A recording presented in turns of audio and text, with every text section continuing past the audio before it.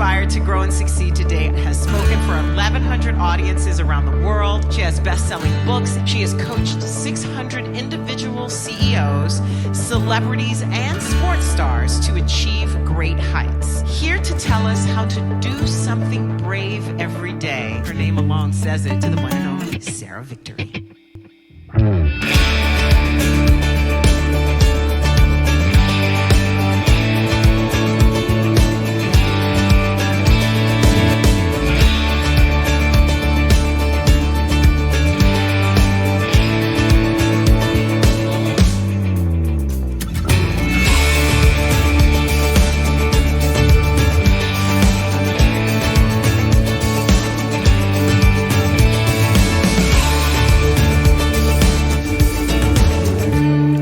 Double your business, double your impact, change the world. I went to a party. I'm wearing my off-the-shoulder green dress. And I get away from the party and I go into my car and I start driving home. Now I'm living in California, as we all know. And so I'm driving back down to Newport Beach.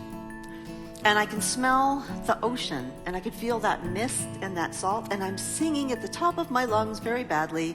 And I'm getting up into my driveway.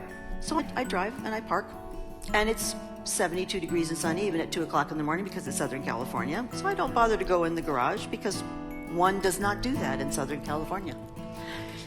And one does not own an umbrella, but that's a different story. So I get there and I turn off the car and I'm still singing and having a lovely time. And I look around and guess what happens, right? This guy comes out of the bushes. And he's got his hand in his pocket like he's got a gun. And he comes right up to the window.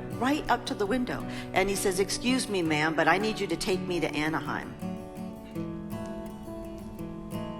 And my first thought was not, "Oh my gosh, I'm going to die. Where the heck is Anaheim from here?" You know what my first thought was? He called me ma'am. Well, first of all, he's awfully polite. And secondly, ma'am? I am so too young to be a ma'am. That's like my mom, you know? Come on. But I thought maybe now was not the time to have this discussion. So I didn't do anything you're supposed to do. I didn't push the horn. I didn't open the door. I didn't run away. I didn't do any of that stuff you're supposed to do. All of a sudden, my windows are open, right? He walks over, he opens the door, and he sits down next to me. I am in a complete panic. My palms are sweating. My heart is racing. My mouth's gone dry. Just terrible. And so I think I better start driving. So I start driving. I'm driving. I'm thinking that way, north 5 freeway. Okay. I'm gonna die. That would be bad. I hope not. Okay, we'll see. And all of a sudden, I look over, kind of glance over to the side to see what's going on there. This guy has his hands out of his pockets. There's no gun. He is about 15 years old. And he is sobbing uncontrollably. I looked over at him and I said, "Are you okay?" Which is probably the most codependent thing I have ever done in my life, but I couldn't help myself. This guy is just unraveling. I said, "Are you okay?" And he said, "Oh my God, I can't do anything right. I can't even hold you upright. I'm like such a dork." I'm like, "Oh, no. I was very scared. You were frightening. I was terrified. I thought it was a real gun. I was scared. You did great." Once a motivational speaker, always a motivational speaker. Nothing changes, right? So I said, "What is going on? Why are you holding it? Why are we going to, what is happening here?" And he says, "Let me tell you what's going on. I've been in and out of foster care." He's been out of foster care his whole life. He goes home this day, Saturday, gets to go home to his family, walks into the house. There's a meth lab in the middle of the living room. A meth lab. So there's, of course, an FBI raid by the end of the evening. He runs to the back of the house, sneaks out of a window, and starts running as his parents are being taken away in cuffs. And he just runs and runs for miles until he sees me at 2 o'clock in the morning coming home from my party. And he thought, well, I could just take her car and carjack her, but I don't know how to drive. So naturally, as we all do, I'll just carjack her and get her to take me up to the only people he knows who are up in Anaheim, these older kids that he can probably stay with. I said, that is the most horrible thing I can possibly imagine. I said, I can identify with some of that. He said, you? I said, yeah. I had a tougher childhood than most people would ever guess. I kept it hidden for a long time. I said, but now I think it's those scars that make us the powerful people that we are. I said, you are not going to be able to count on these people that are your parents any more than some of the rest of us. So, what do you want? If we could do magic and sprinkle fairy dust over your head, what would you like? What would make you happy? He said, oh, I'd be working on old cars and old motorcycles and I'd make them cherry, which is not a fruit. I said, wonderful. Is there a way you could start working toward that right now? He said, oh, there's a special school I could get into. There's this social worker. She really likes me. She might help me. I need special housing, special. I said, anything else you would like in particular? He's like, well, I want a girlfriend.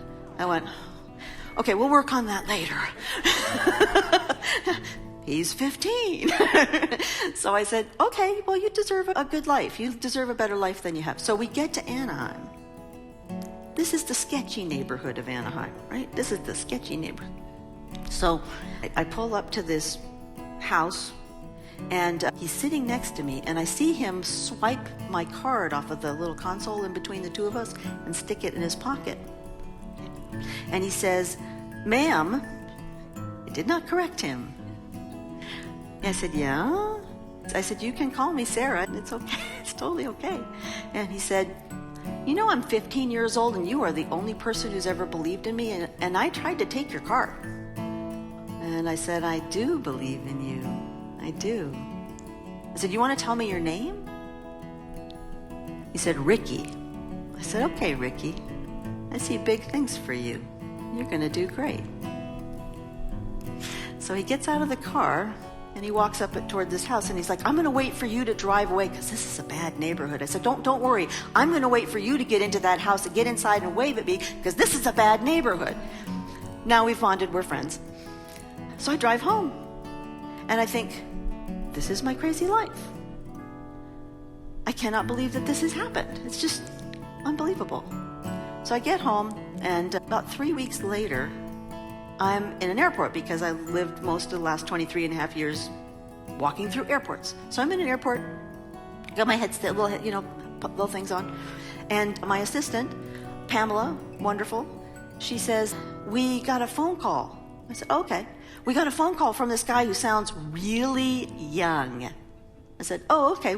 How young? What are you talking about? She goes, no, he sounds super young. Okay. What did he say? He said he wanted to tell you a few things. Like what? He said he wanted to tell you that he got into a special school, that he's working on, he got special housing, that he's working on old motorcycles and old cars and making them, is this right, cherry? I said, yes. You know what that means? Yes, I do. We all know what that means. And he said he's discovered the secret of life. What's the secret of life? He said, the secret of life, you're getting ahead of me, I like you. The secret of life is to do something brave every day. You get up, you do something brave every day. That's the secret of life. He could do my programs for me. That is brilliant.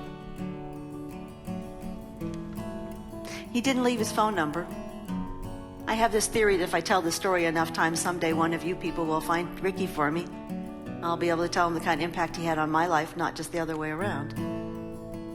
It also led, my husband and I just met at that time. It led us to having 3 different foster boys. They weren't Ricky, but they were wonderful boys. They are wonderful boys. And it led me to decide that no matter how scared I am, no matter what kind of background I have, no matter how hard it is to go after those things that you know in your soul you are meant to do and they're tough, no matter what, I will do something brave every day. And I want to see all of you do something brave every day towards those big dreams that popped into your head magically when we talked at the beginning. So, how many of you are willing to really think about what it is that you are meant to do and that you can do and that you can accomplish while you're here? How many of you are willing to do something brave every day to get there? Do something brave every day. It'll change your life. Thank you.